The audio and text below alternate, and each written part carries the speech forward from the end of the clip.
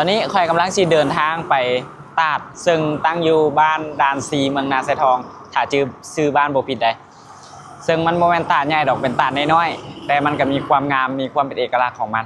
แล้วก็หลายคนก็ยังบ่ทันรู้จักการไปครั้งนี้ของข่อยก็เป็นครั้งแรกคือกันและก็บ่รู้ว่าเส้นทางสิยากง่ายปานใดติดตามนํกันในวิดีโอนี้ก่อนหน้านี้ข่อยก็ได้ศึกษาทางไปหน่อยนึงอ่ะแหละแต่ว่าแล้วก็พอรู้ทางไปแล้วมื้อนี้ข่อยเดินทางด้วยรถจักรจะชื่อด้วงใช่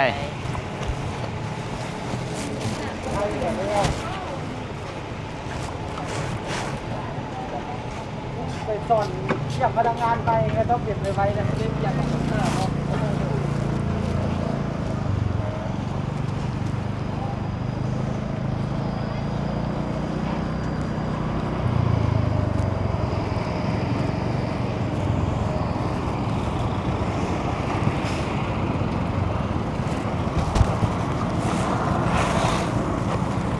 เมื่อกี้นี่น้ำมันหมดแวะเติมน้ำมันอยู่ปตท.หนองแตงข้างตลาดลาวโอซี่ตอนนี้กำลังซีเดินทางไปทางสีเกิดนาไซทองตอนนี้มาฮอดซีแยกไฟแดงทางด่วนละ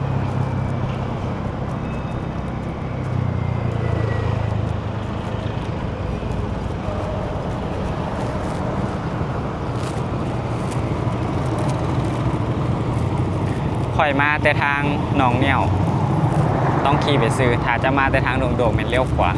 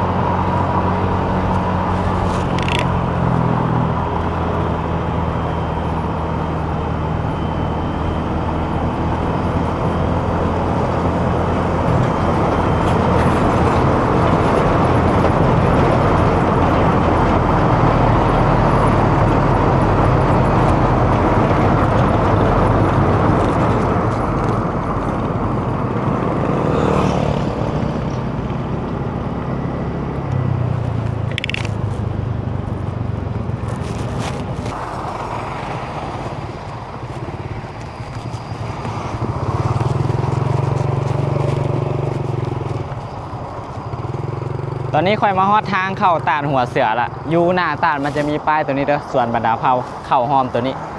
หอมบ้านดานซีนี่ถ้าเจ้ามาแต่ทางในเมือง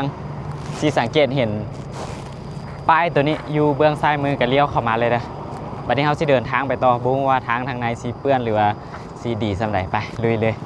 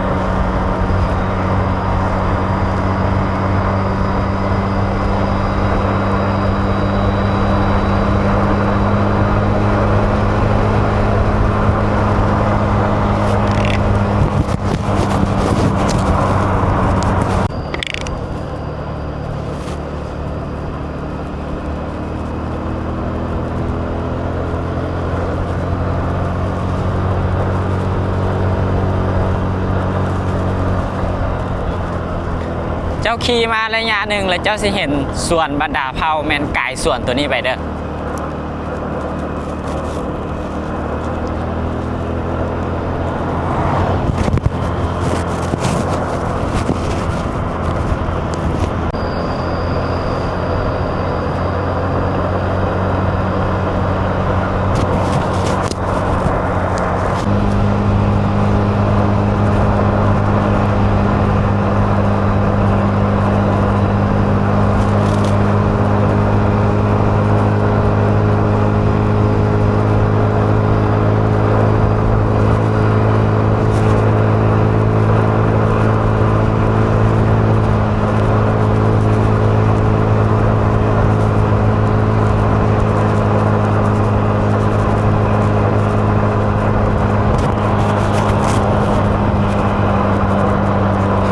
ส่วนบรรดาเผ่ามาระยะหนึ่งสิมีห้องการตำรวจเดินกายห้องการตำรวจไปเองก็ถือว่าใช้เวลาเข้ามานี่ก็พอสมควรอยู่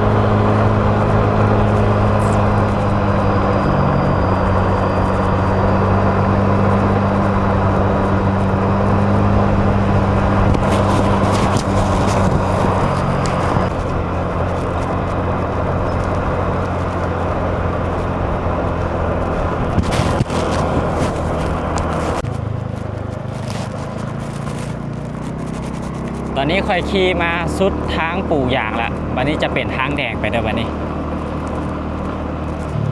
ส่วนใหญ่แมนบได้โค้งบได้เลี้ยวเสร็จเลยขี่ซื้อเอามาฮอดนี่ไปทางใดวันนี้ หลังจากที่เจ้าขี่วิทย์ทางอย่างมาแล้วมันจะเป็นทางดินแดงแบบนี้แล้วมาฮอดนี่มันจะมี4แยกแบบนี้นี่4แยกแบบนี้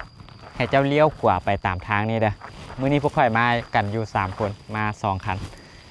เลี้ยวไปนี่เด้อไปเดินทางต่อวันนี้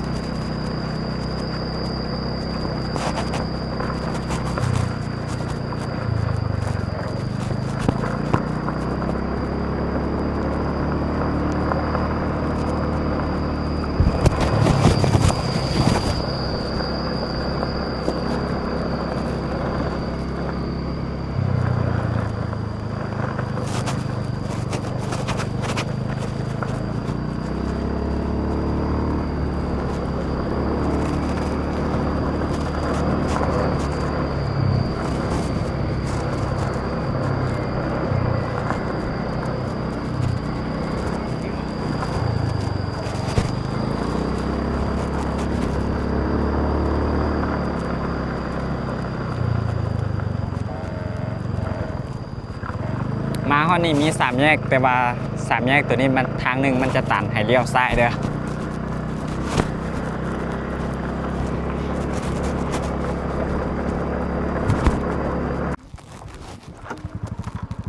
โอ้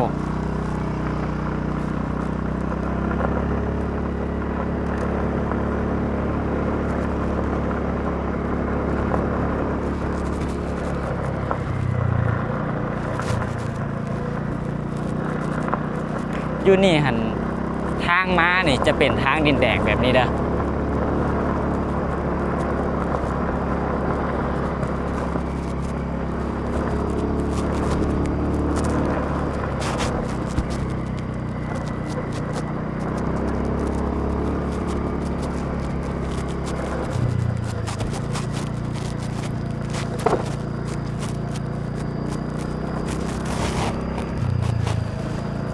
โอ้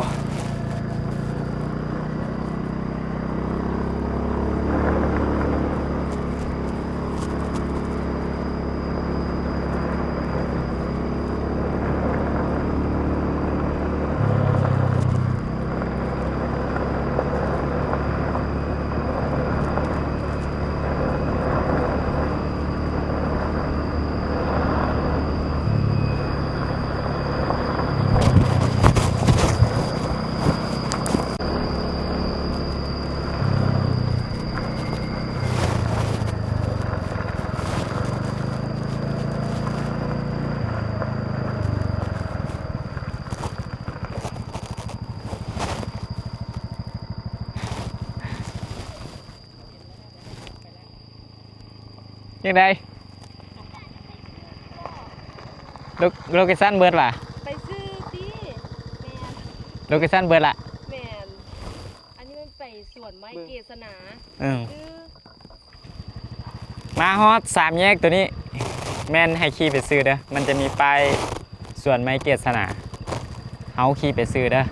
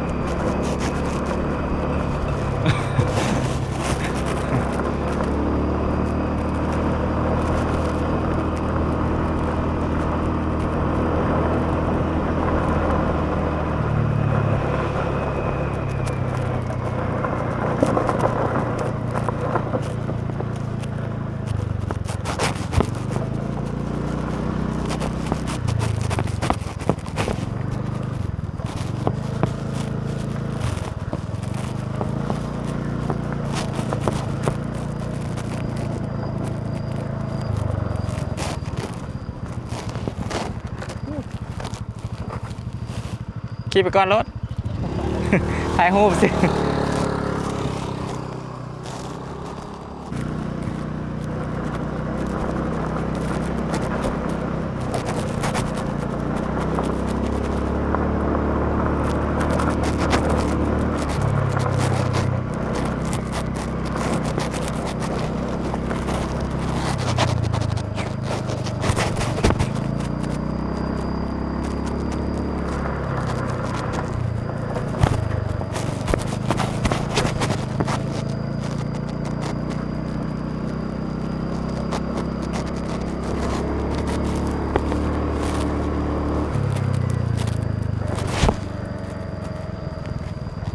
ชื่อติบอกไอ้ปะ นี่นะ ฮะ นี่ก็บอกละเอียดแต่อีบีนนะครับ เบิ่งเบิ่งบ่ได้เราเป็น สายเด็ดอี ซื้อบ่ไอ้ปะหรือว่ามาฮอดสามแยกตัวนี้ข่อยก็บ่แน่ใจเพอข่อยก็มาครั้งแรกคือกัน แต่ว่าข่อยสิลองไปซื้อก่อน และถ้าบ่แม่นจังสิกลับมาคันว่าแม่นก็สิตัดออกแล้วก็ให้พวกเจ้าไปทางนี้เลยพวกเจ้าจังสิบ่สับสน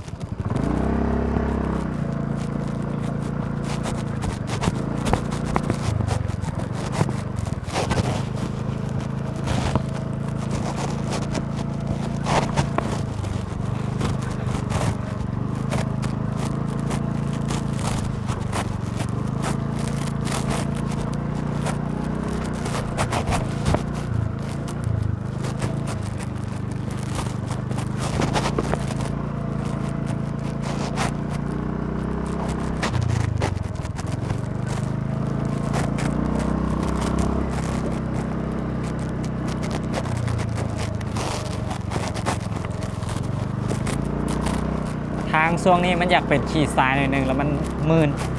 ไถมาทางนี้ขี่รถจักรมาระมัดระวังเด้อ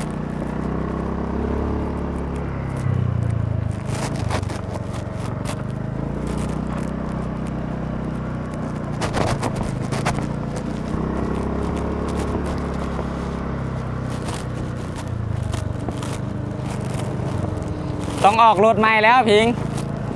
ต้องออกรถใหม่แล้ว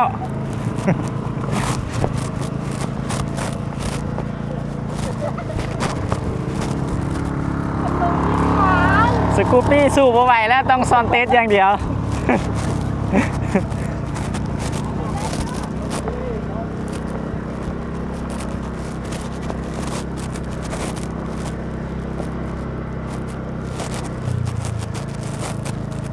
ห้อยตีนรถเขาเจ้าเข้ามานี่ก็หลายอยู่ คิดว่าคนน่าจะมาหลายอยู่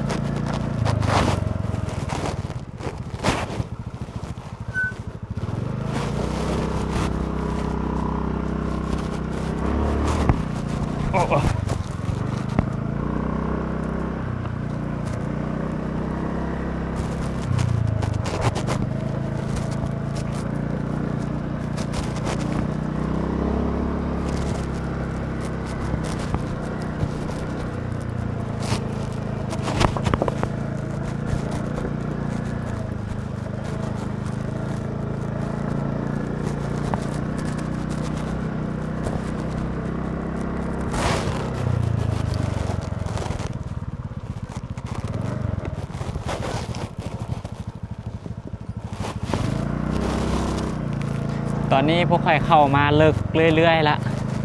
แต่ว่ายังบ่ทันเห็นวีแววของการที่จะพบตาดเถื่อ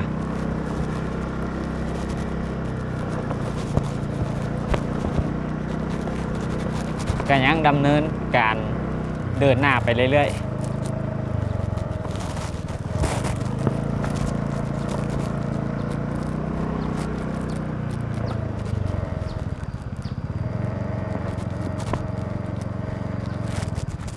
แม่นอยู่บ้านนี้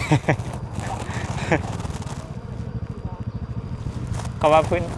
เป็นพื้นที่ส่วนบุคคลเสือแบบ มันซ่อนกันติบ่ตัวนั้นพื้นที่ส่วนบุคคล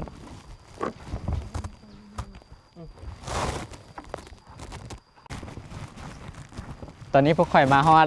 3แยกเป็น2ประตูแบบนี้มาครั้งแรกก็บ่แน่ใจคือกันบ่ฮู้ว่าทางนี้สิถึกบ่แต่ว่าสิสืบต่อไปต่อนี่พวกข่อยมาฮอด3แยกตัวนี้แม่นเขาเจ้าเขียนว่าเนื้อที่ส่วนบุคคลพวกข่อยคือสิบ่เข้าแต่ว่าตัวนี้บ่ได้เขียนหยังแต่ว่ามันสิมีตูบอยู่นี่ตัวอยู่ทางเบื้องซ้ายนี่สิมีตูบอยู่นี่เดี๋ยวพวกข่อยสิสืบต่อไปทางนี้ลองเบิ่งกันว่าพวกข่อยสิเจอตาดบ่ไปลุย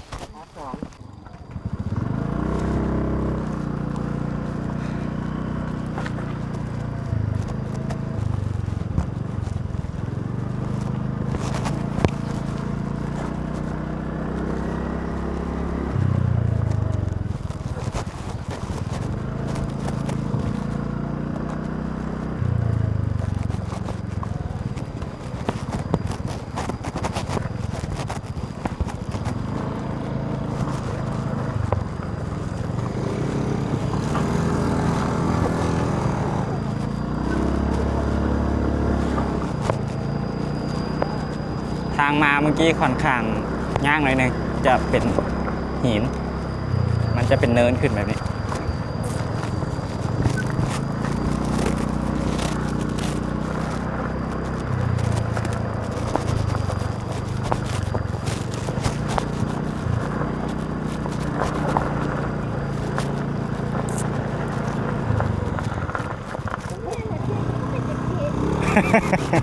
เอาหน่าจะซื้อสเก็มนะ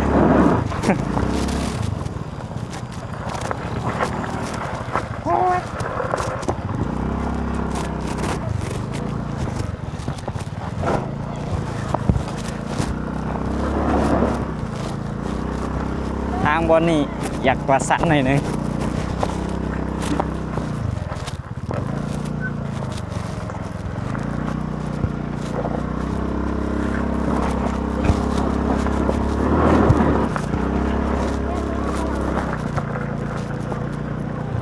ตันวะ ก็ใส่ โอเคตัวนี้มาฮอดใส่บูฮูแต่ว่าบอลนี่ค่อนข้างมีหินหลายแล้วก็รู้สึกว่ามันเริ่มใกล้สิฮอดน้ำแล้ว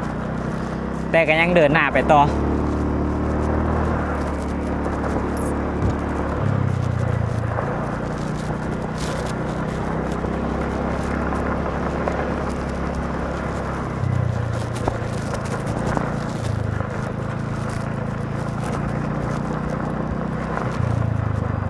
ไอ้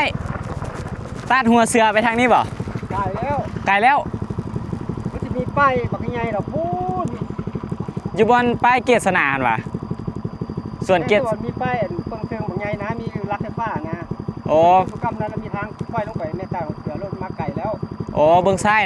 เลี้ยวซ้ายมันบ่ เออ โอ้ มันมาไก่แล้วทางรถแดงๆยังไงไปรถนะ โอ้โอเคขอบใจอะไรไอ้ ตัวนี้ทางไปใส่เนี่ยไอ้ ดานที่นั่น ฮะ ทางไปดานไปทุ่งนา โอ้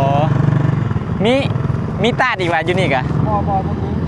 มีแต่ขึ้นภูอย่างเดียวว่ะ แล้วสิว่าตาดหัวเสือเราอยู่โดมพูดไก่มาแล้วนะ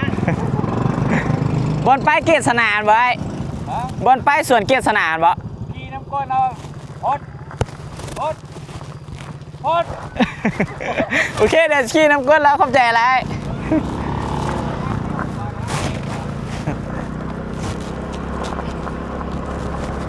พวกค่อยขี่เข้ามาเลิกเติบลงทาง เพราะว่าบุเคยมาเนี่ยมาครั้งแรก ก็เลยสิกลับไปติดตามก้นไอ้ภูมิกี้นี่แหละไป และสิให้เราบอกทาง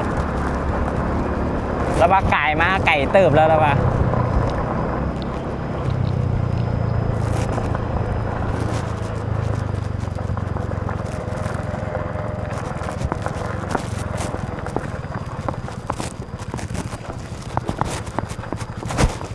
โอ้ไปทางนั้นเลยแจ็ค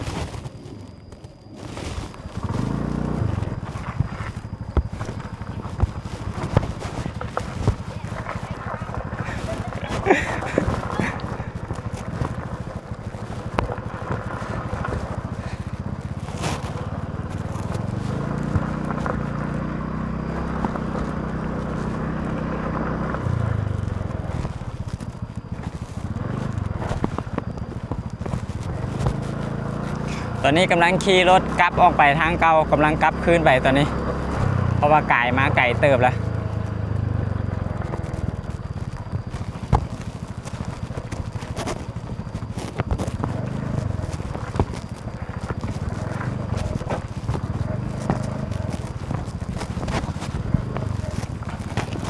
บอนนี่น่าจะมีน้ำเนาะตอนนี้ขี่กลับออกมาก็ประมาณ10 นาทีละพวกใครลงเข้าไปไก่เติบตอนนี้แต่ว่าไอ้ภูเมื่อกี้เราก็จอดท่าอยู่เราก็ย่างพวกใครลงอีก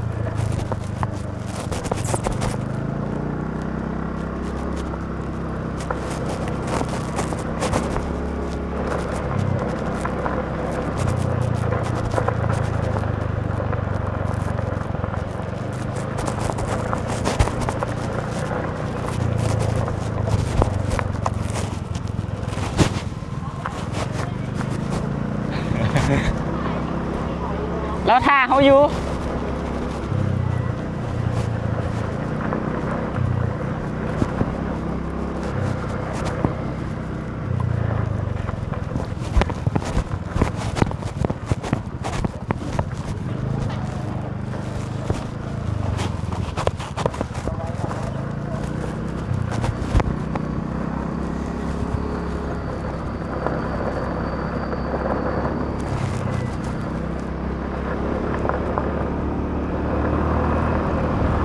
ตอนนี้กลับออกมากายทางย่างๆออกมาแล้วถือว่าเป็นทางสบายแล้วบัดนี้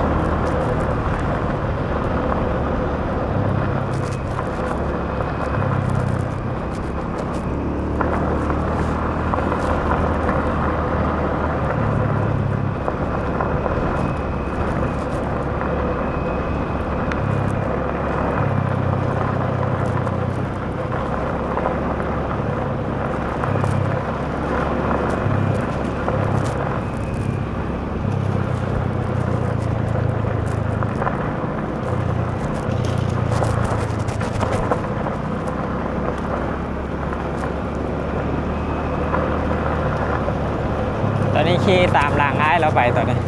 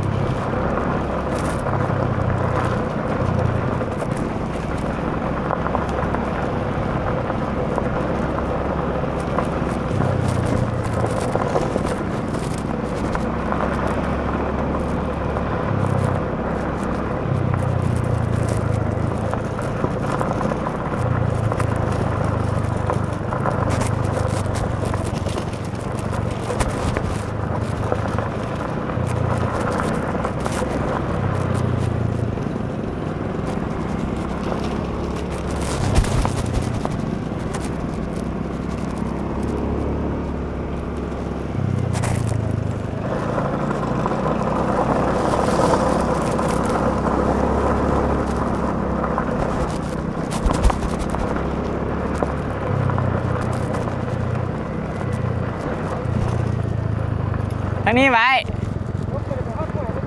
ไปซื้อเลยเปล่าวันนี้อ๋อขอบใจอะไรเด้ออ๋อโอเคโดยขอบใจอะไร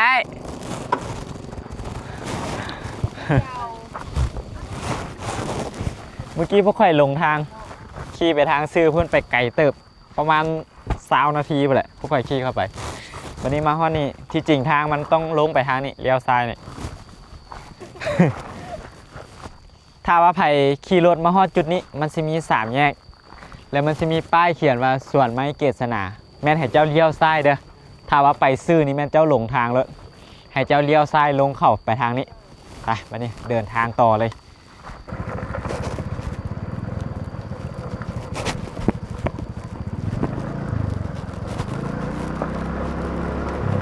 หลังจากที่เจ้าเลี้ยวซ้ายบอนป้ายสวนเกษณามาสภาพเส้นทางก็จะเป็นประมาณนี้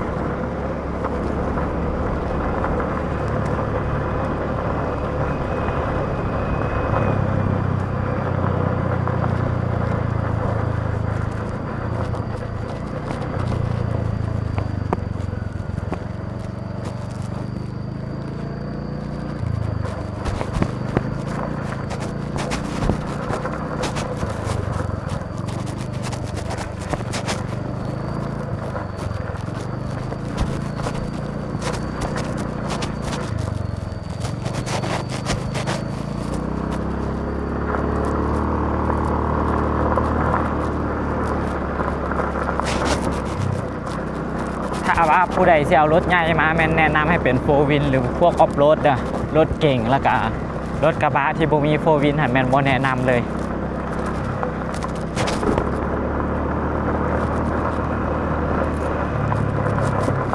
สำหรับรถจ้างนี่แม่นเข้าได้สบายคือข่อยนี่ก็เป็นพวกออโต้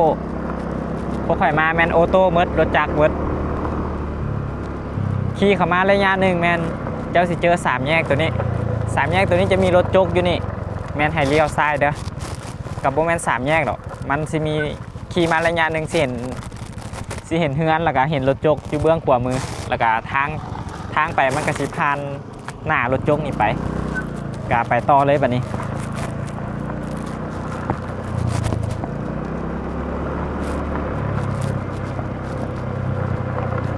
ทางมันจะได้ลงภูหน่อยหนึงเด้อบัดนี้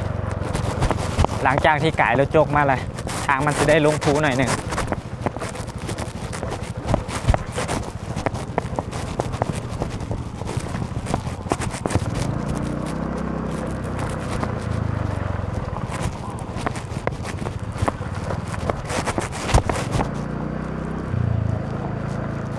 ตัวนี้เป็นห้วยตัวนี้น่ะกายห้วยไปอู้หนองดอกบัว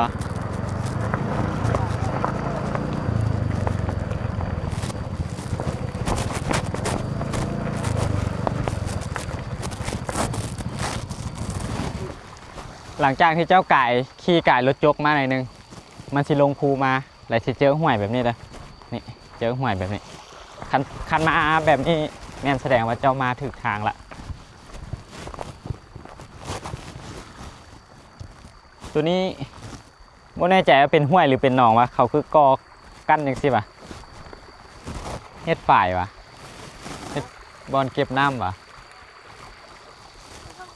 ย้ำลินตาดนี่บอลนี่ก็น่าจะม่วนอยู่ที่นี่มาแคมปิ้งเนาะฟ้าบดนั่งอยู่โฮมอยู่ลุ่มพันเนาะคันมีน้ำมานี่ก็ได้โอเควันนี้ค่อยสิไปต่อทางไปแม่นขึ้นภูตัวนี้ไปโอเคไปเดินทางต่อหลังจากที่เจ้าไก่รถจกมาเจ้ามาเจอห้วยตัวนี้แล้วทางตัวใหญ่นี่แม่นขึ้นไปเฮือนกับเจ้านี่บอลทางเข้าไปทางน้อยๆตัวนี้นี่เด้อทางน้อยๆบอลทางน้อยๆนี่บอลเฮาสิไปจะเป็นทางน้อยๆตัวนี้เด้อคาดว่ามันขึ้นทางนี้ยากเขาก็ขึ้นทางนี้แล้วก็จังไปโค้งอยู่บนหน้าเฮือนกับเจ้าหันเพื่อที่จะแยกไปทางเบอร์ซ้ายนี่ขึ้นหันบ่ได้ปะ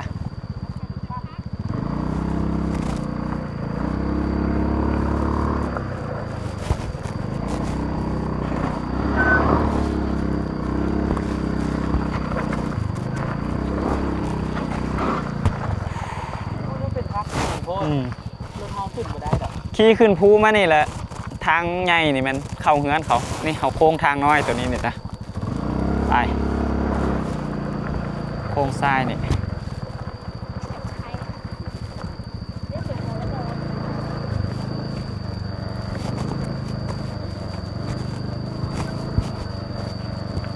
โค้งซ้ายขี่เรียบตามห้วยไปเลย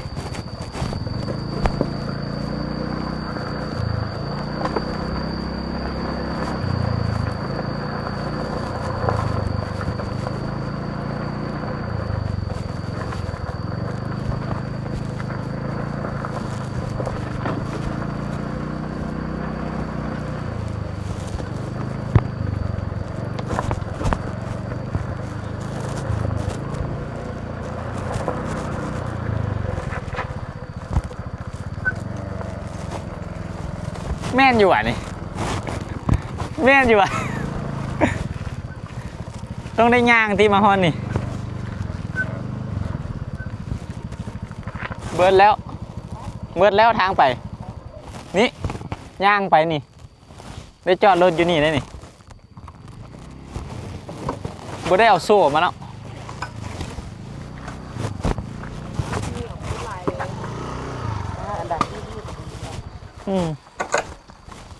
ตอนนี้ค่อยขี่เข้ามา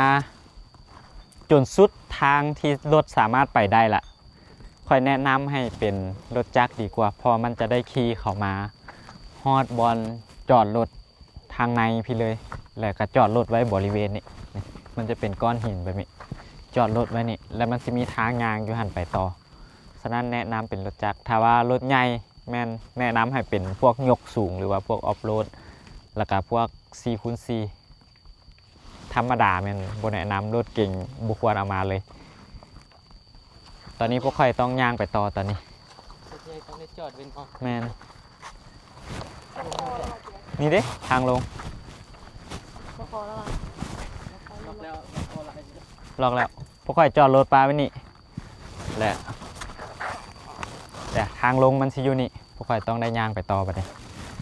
ตอนนี้พวกข่อยจอดรถปลาไว้หั่นละสิย่างลงไปต่อไปเลย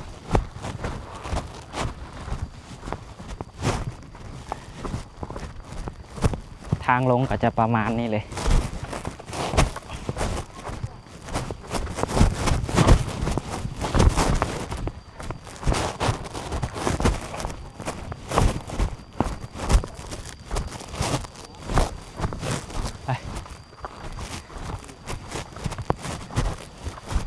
แล้วว่าให้เรียบตามห้วยไปนะเนาะ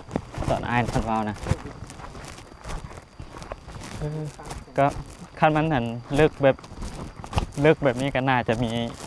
ตาดเป็นตามมีตาดอยู่ดอกได้ยินบ่ยางมานี่แป๊บเดียวในเดียวได้ยินเสียงน้ำละโอเค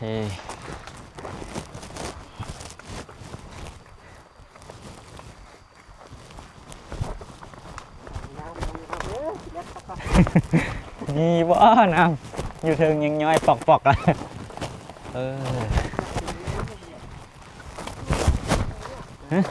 แม่นแล้วป้าสูงแท้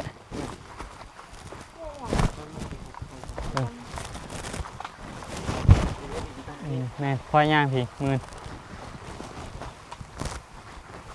อย่างมาระยะหนึ่งสิเจอหินก้อนใหญ่แบบนี้แสดงว่าเจ้ามาฮอดตาดละมาฮอดนี่แม่นแนมเห็นตาดแล้ว แต่ว่าน้ำยังหน่อยอยู่ส่วนนี้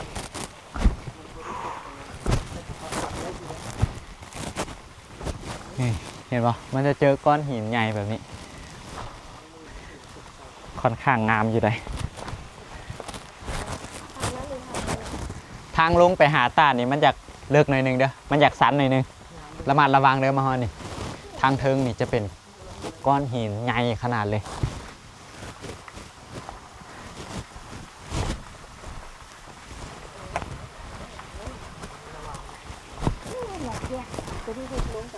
แม่นแล้ว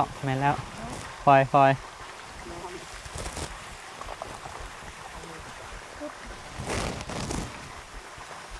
อันนี้อยากจะบอก เดี๋ยวได้ น้ำหน่อยเนาะพี่รถจักรไปทุบฝ่ายตัวนั้น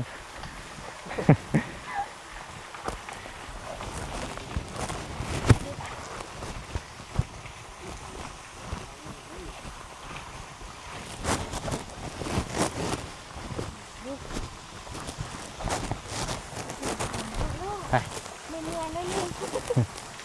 ใครเราบ่ได้ย่างไก่ไปไหน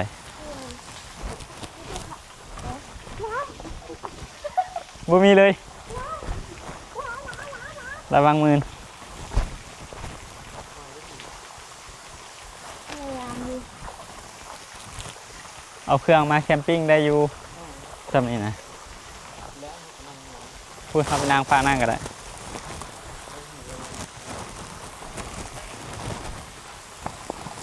ฝุ่นตัวเนี้ย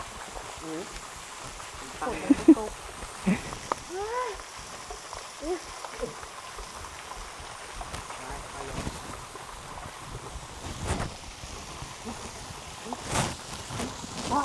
เย็นดีพอมีอาบน้ำเลย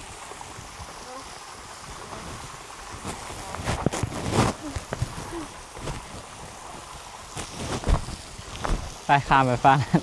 น้ำมันก็มาสุดแต่อยู่นี่แหละเพราะมันมีน้ำไปต่อจานหัวเสือ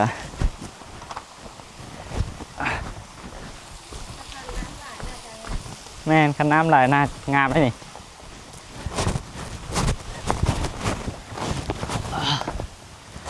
มาฮอดแล้วตาดหัวเสือตาดสูงอยู่สูงได้ตาดมีความสูงประมาณ10 ปลายเมตรเกือบ20พุ่นแหละแต่ว่าเสียดายที่น้ำน้อยช่วงนี้น้ำบ่หลายเด้อถ้าว่าไผ่มากะน้ำก็จะประมาณนี้แล้วถ้าฝนตกอีกจังหน่อยให้น้ำมันหลายๆกว่านี้ม้าลินนี่น่าจะเป็นตาดที่งามแห่งหนึ่งเลยอยู่ใกล้นครหลวงตัวนี้นะแต่ว่าทางเข้าม้ามันอยากลำบากหน่อยนึง ขึ้นไปเทิงสิย่างมาเบิ่งก่อนบอลนี่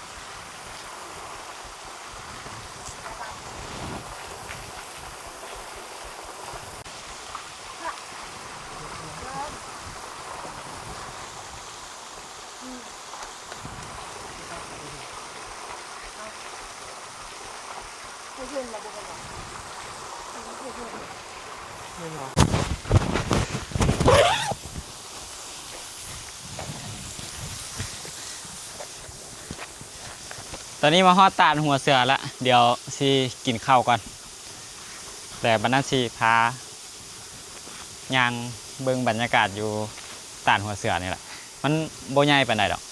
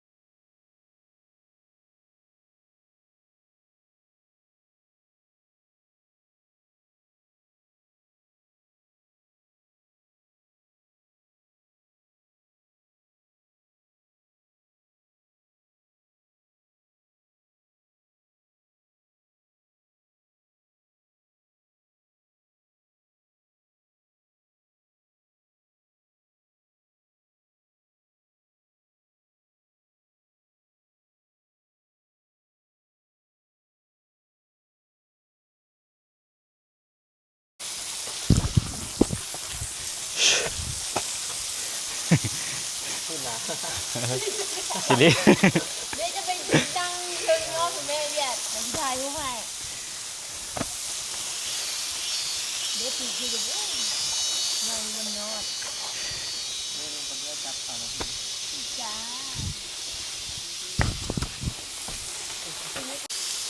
บริไซเลยเด้เนาะ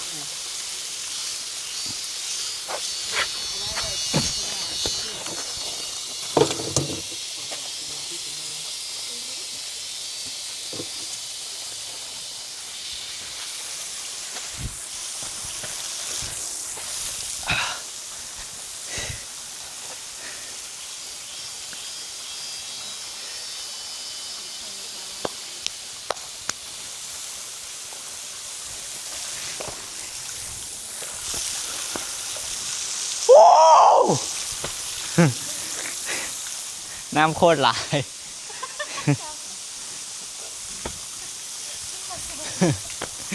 มาฮอดแล้วตาดหัวเสือวู้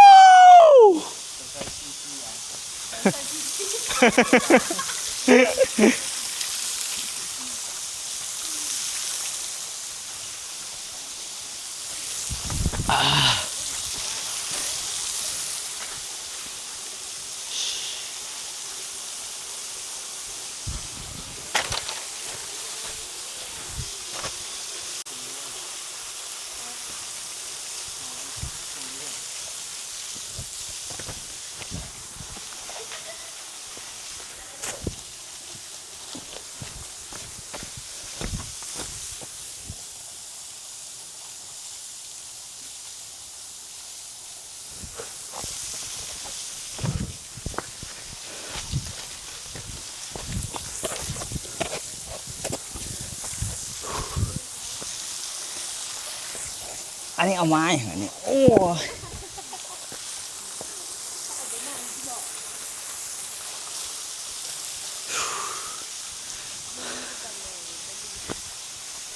พี่ทายเห็นอยู่นี่เห็นน้ำตกป่ะพี่ทายเห็นเลยดูเห็นป่ะ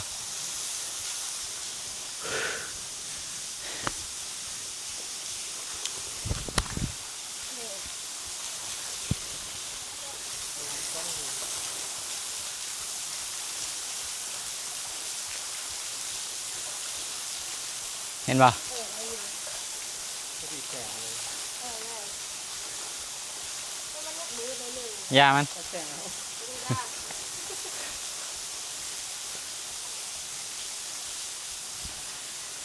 อา ได้เลย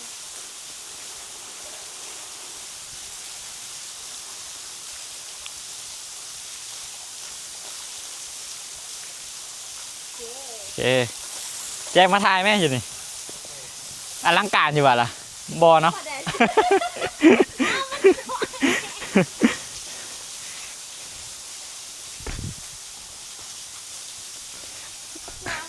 ้ำคือจะขึ้นตกเลยเดี๋ยวประมาณ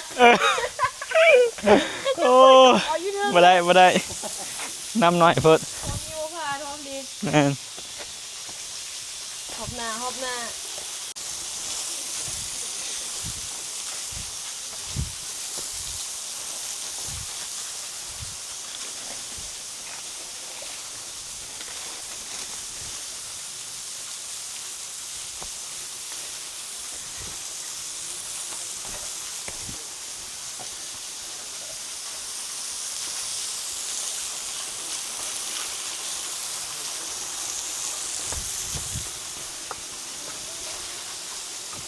น้ำตกตาดบ่นี่น่าจะเป็นน้ำตกตาดเดียวที่อยู่ใกล้ตัวเมืองนครหลวงที่สุดแล้ว แต่ว่าช่วงนี้มันยังบ่มีน้ำปานใดน้ำยังน้อยคือที่เห็นอยู่ข้างหลังนี่เลย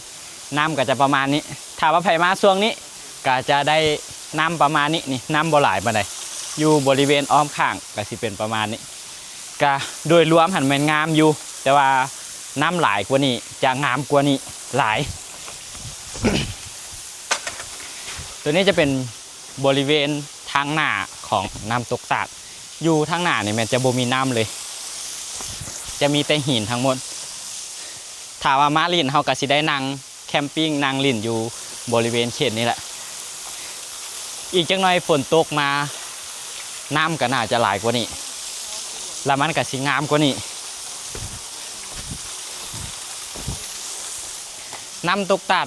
ตัวนี้หันมีความสูงอยู่ประมาณ10-20 เมตรสูงเติบ ตาดตัวนี้หันเจ้าจะบ่ได้ขี่รถมาฮอดโตตาดเลย แต่ว่าเจ้าจะได้จอดรถไว้แล้วจะได้ย่างลงมาอีกหน่อยหนึงจึงจะมาฮอดตาดตัวนี้ ถ้าว่าไผมาแม่นแนะนำให้เอารถจักรมาดีกว่ารถใหญ่แม่นจะได้จอดไว้ไกลและจะได้ย่างมาไกลถ้าว่ารถจักรแม่นเจ้าเข้ามาจนฮอดทางลงตาดเลย เจ้าจะได้ย่างแต่น้อยเดียวบ่ได้ย่างหลาย ตอนนี้น้ำมันก็สิประมาณนี้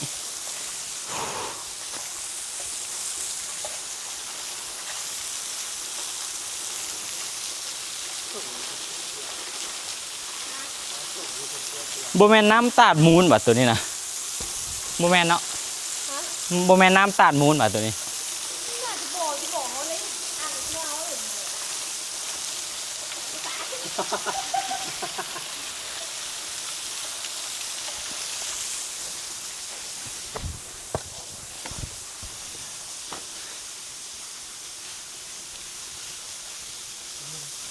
ตาดบ่นี้หันคนยังฮู้จักบ่ค่อยหลายปานใดและคนก็มาน้อย ถ้าว่าไผมาก็มาเป็นกลุ่มมาเป็นหมู่คู่กันหลายคน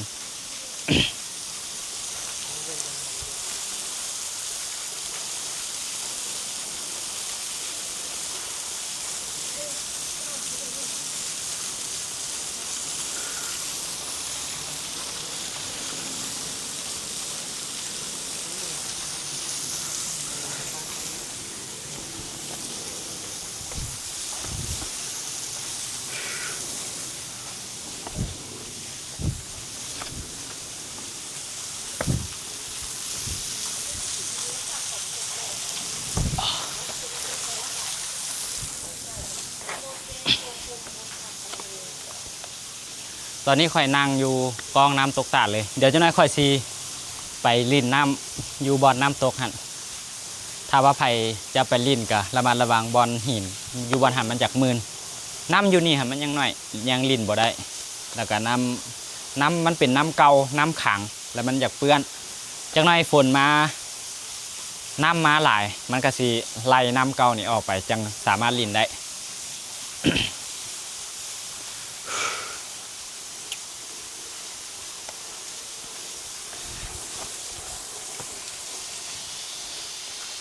บ่อนนี่ข่อยเชื่อเลยว่าหลายคนก็บ่ฮู้ว่ามีน้ำตกตาดที่อยู่ใกล้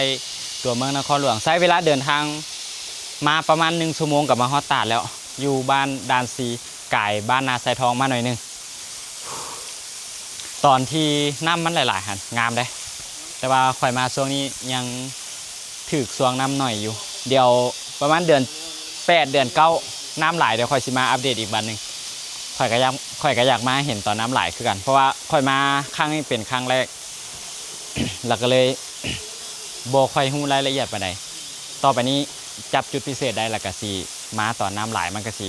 เห็นตาดแห่งนี้ความอลังการความสวยงาม ส่วนใหญ่มีแต่วัยรุ่นแล้วก็ประชาชนคนเขตนี้เขาจะรู้จักส่วนคนที่อยู่เมืองอื่นแม่นจะบ่ค่อยรู้ปานใดและค่อยก็เชื่อว่าแม้กระทั่งคนอยู่เมืองนาไซทองเองบางคนก็ยังบ่รู้ว่ามีตาดแบบนี้อยู่เมืองนาไซทองบ้านดานซี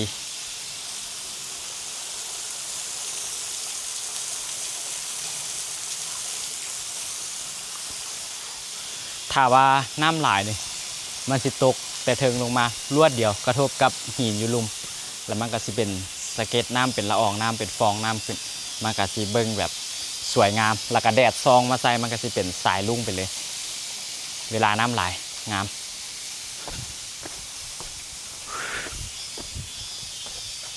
พื้นที่ของอาหารบ่ได้กว้างปานใดนี่จะมีแต่ประมาณนี้แหละจะมีหินประมาณนี้อยู่ทางหน้านี่จะเป็นมุมถ่ายรูปกับน้ำตกตาดหินก้อนใหญ่ฮะถ่ายรูปจากมุมนี้ไปก็สิเป็นเห็นตาดเป็นแบ็คกราวด์ข้างหลังงามขนาด เบิดละสุดซ้ำนี่ก็เป็นป่าไปละก็บ่มีละบ่มีพื้นที่ละก็มีแต่อยู่บริเวณทางหน้าน้ำตกตาดนี่แหละที่มีพื้นที่ให้เราได้นั่งชมบรรยากาศธรรมชาติถือว่าเป็นทางเลือกที่ดีได้อยู่นี่มาแคมปิ้งได้ใกล้ตัวเมืองเดินทางก็สะดวกอยู่บ่ถึงขั้นว่าลำบาก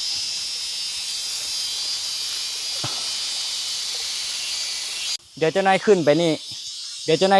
แล้วค่อยสิพาขึ้นไปเบิ่งทางเทิงของตาดว่าเป็นแนวใดเดี๋ยวตอนนี้สิไปลินน้ำอยู่หันก่อน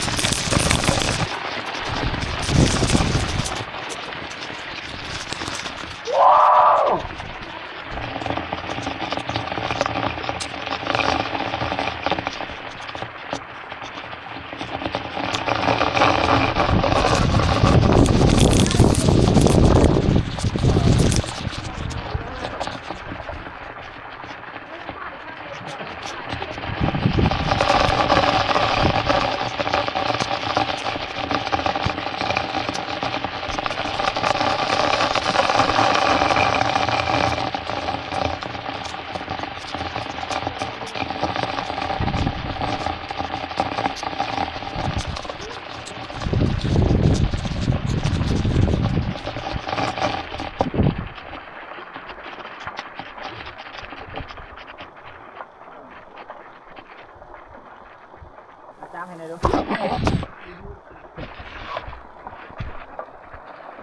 จับเลยก็ได้ยังไม่ได้ปิดเถอะคอยอยู่ลุ่มเพิ่งก็ได้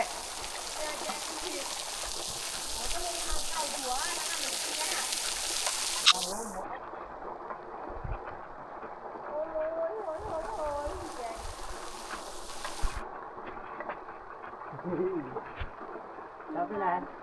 ได้ว่าจะกินนะ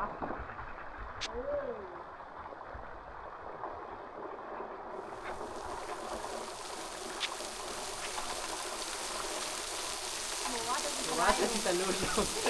ว้าวอันละวันละ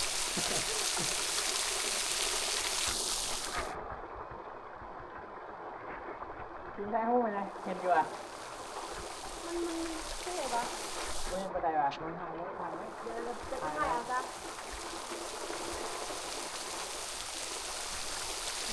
เด็กเอาไปเอาไปเด็ก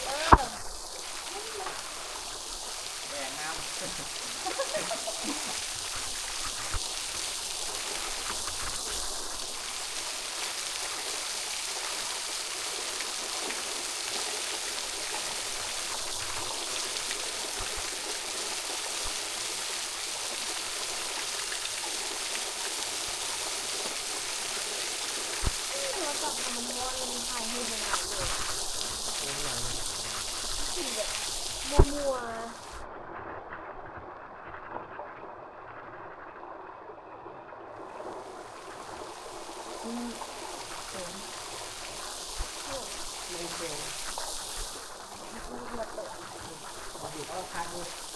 ถ้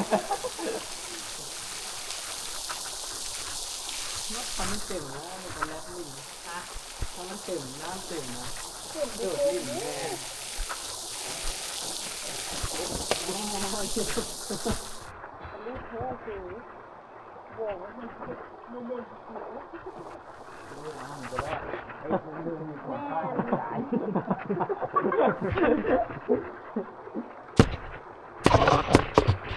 จิบแล้วอย่างยังบ่รอดแล้วนะ จันห้องทำนะ เดี๋ยวมันจะนั่งเนี่ยนะเดี๋ยว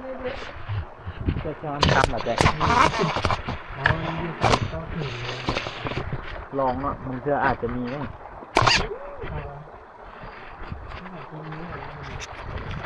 ก็ถึงธรรมชาติเชื่อช่วยเชื่อเถอะ นั่นแต่ เนี่ย หมอมันจะไปทางไหน เนี่ยนั่งไปไหน มึงนะมันไหนเดี๋ยวโทรศัพท์เป็นยังไงเลย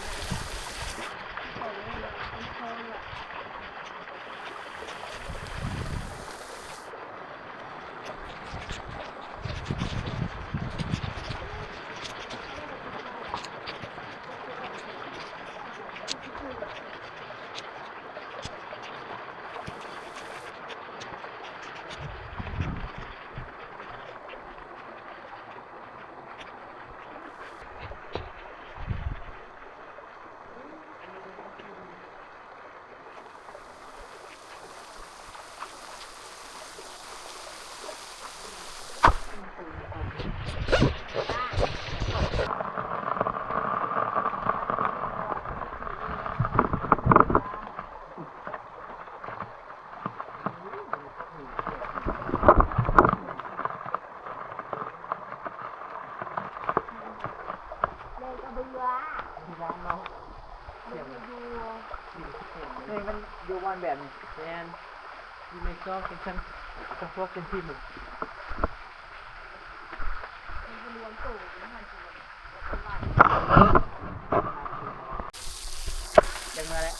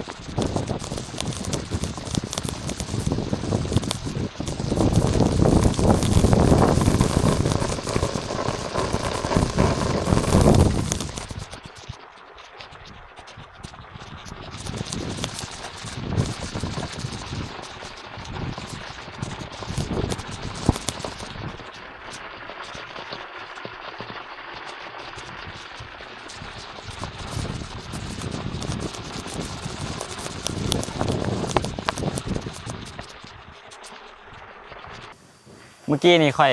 ลิ่นน้ำแล้วล่ะค่อยไปยืนอยู่เทิงหันน้ำตกลงมาบ่แห้งปานใดเย็นดีอยู่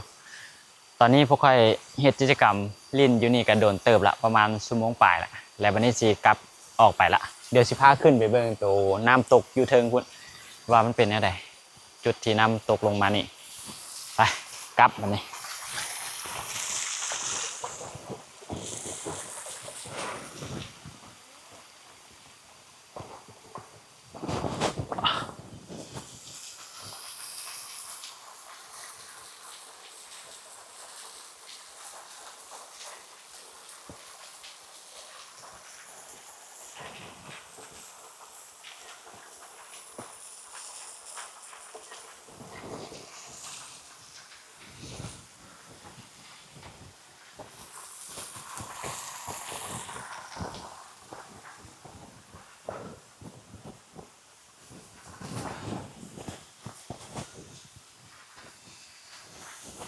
ย่างถ่ายได้สิไปถ่ายนี่บ่นึง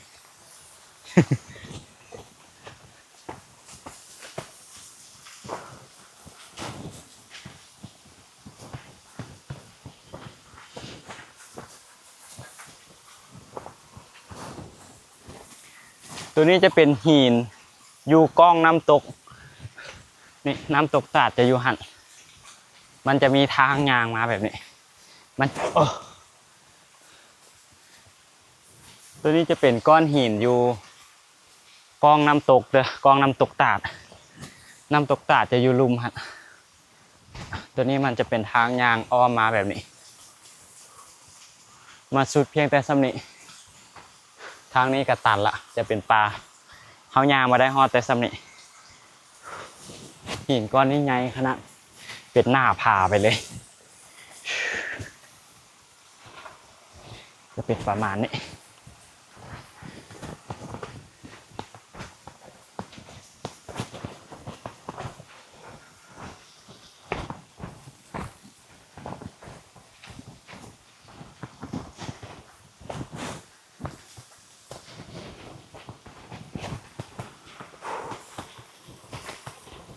ทางลงมหาตาดนี่มันอยากสั้นหน่อยนึงไปตอนนี้กำลังย่างขึ้นตอนนี้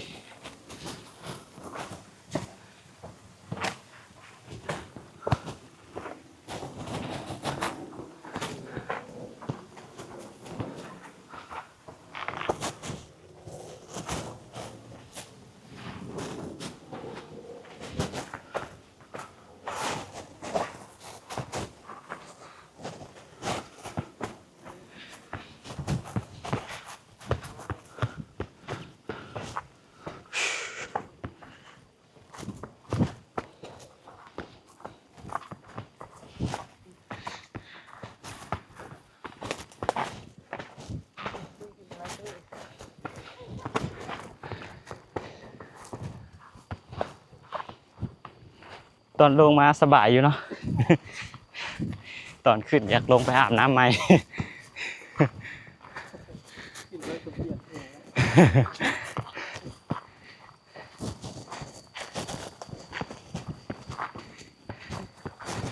เอายูรูมหันคือว่าสิมืดละ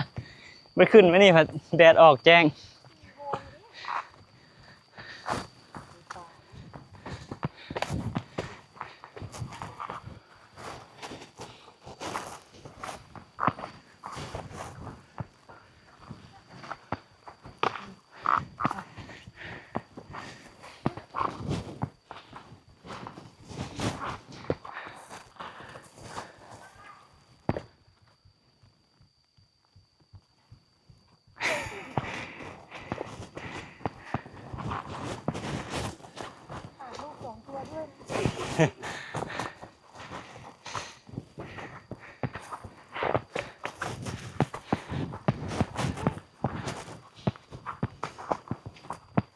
ของตาที่ปิดไรเนาะ อืม แล้วพร้อมกันเลย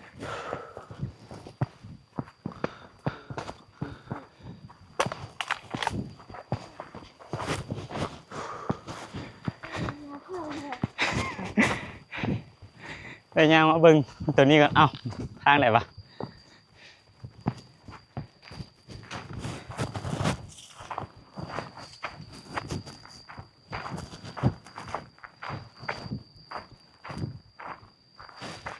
ไปน้ำบ่ะสิไปน้ำบ่ะ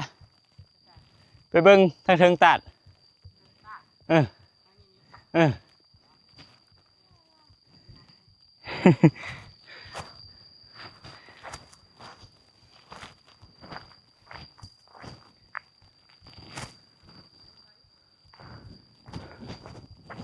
คือว่าบ่มีทางไปเว้ยตอนนี้ค่อยสิพาพวกเจ้าไปเบิ่งหัวตาดทางเทิงตาดเมื่อกี้นี่ลงไปลิ่นอยู่ทางลุมแล้วค่อยจะมาจอดรถไว้นี่จะเป็นอ่างเก็บน้ำอยู่ฮะย่างเรียบลงไปตามห้องน้ำนี่เลยพวกตัวอยู่นี่ท่าป่ะพวกตัวอยู่นี่ท่าป่ะโอเคไอ้สิย่างไปแป๊บนึง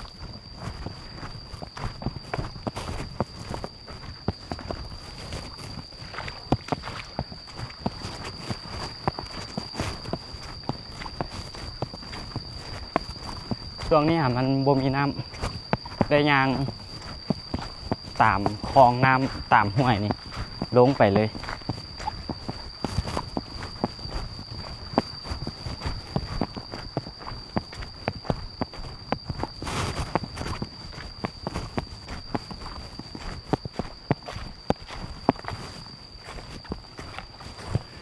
ทางมันบ่ค่อยมีไผมาแล้วมันอยากตึ๊บมันอยากหนานะพวกใบไม้พวกขี้เหงื่อพวกต้นไม้มันอยากหนาเพราะว่าคนเที่ยวหน่อย แต่ว่าบ่อนนี่หันแคมปิ้งคักเลยพวกเจ้าเบิ่งไหมเห็นบ่บรรยากาศคักดี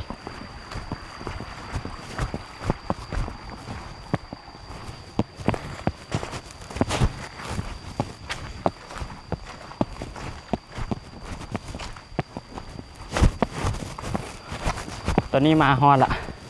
เบิ่งจากสภาพแวดล้อมแล้วน่าจะมีคนมาแคมปิ้งอยู่มีทั้งขี้เหงื่อแก๊สเบียร์เศษขนมลูกโออิซิอย่างต่างๆแล้วก็เตาไฟเพราะบรรยากาศดีอยู่นี่มาแคมปิ้งคักอยู่นี่เห็นบ่งามได้บรรยากาศดีแคมปิ้งคักเลยนี่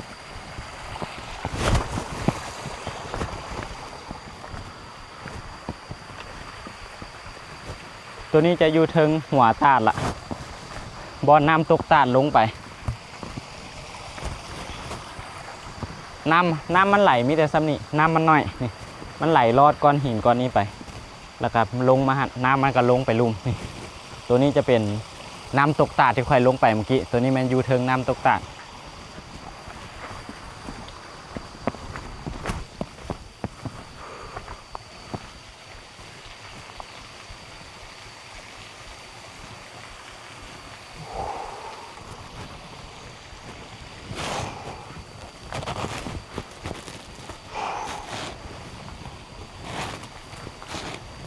ตอนนี้ค่อยยืนอยู่หน้าผาเลยหน้าผาบอนน้ำตกเลยแนบลงไปขาจนสั้นความสูงนี่ประมาณเซาปลายพอแหละเกือบ30พอแหละสูงเติบนี่ เห็นปะความสูงสูงขนาดเห็นปะความสูงขาจนสั้นพอแหละตัวนี้อยู่ทางเทิงของตาเลยตอนนี้เสียว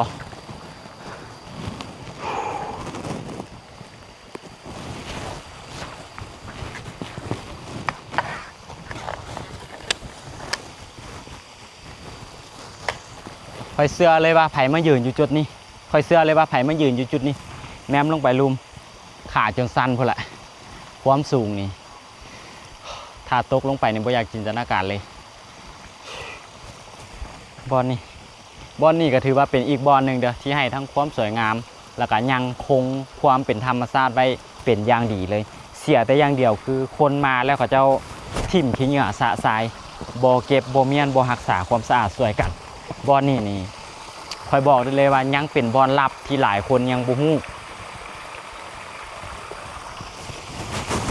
และก็เชื่อว่าเป็นบอนที่หลายคนก็เคยมาแล้วตอนนี้ถือว่าจบทริปการมาลินตาดหัวเสือตอนนี้คอยสิย่างกลับไปหารถแล้วก็สีกลับแล้วไว้เจอกันวิดีโอหน้าบ๊ายบาย